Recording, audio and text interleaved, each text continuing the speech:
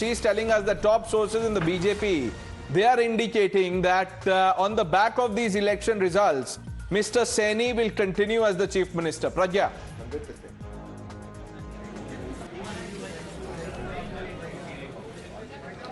Well, Pranesh, this is the sentiment that we have been getting. And in fact, if you remember Mr. Piyush Goyal, when he went for campaigning in Gurgaon, from where Rao Inderjeet Singh was also, is a contender for the CM post, and he has been making, open statement about his ambition.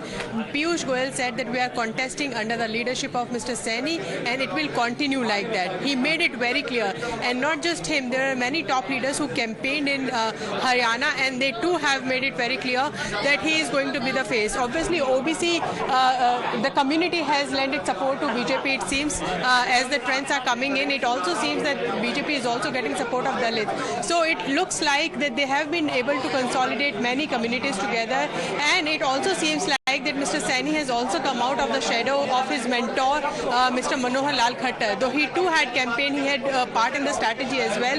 But BJP was contesting election under the chief ministership and leadership of Mr. Naib Singh Saini.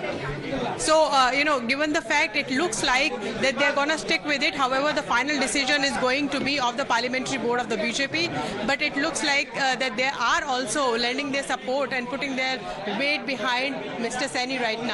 He was speaking to there is also, I Navita think, in the a message morning, of continuity there. and That he is sounded why, confident. yes. And he was at Kurukshetra. So, this entire GT road area, the Ahirwal area, where the BJP traditionally does well, it has done spectacularly well there, but it's also eaten a lot of the Jharkhand vote that actually goes for the Congress, and that is why the party needs to really worry and introspect. Pragya, for the moment, thank you so much.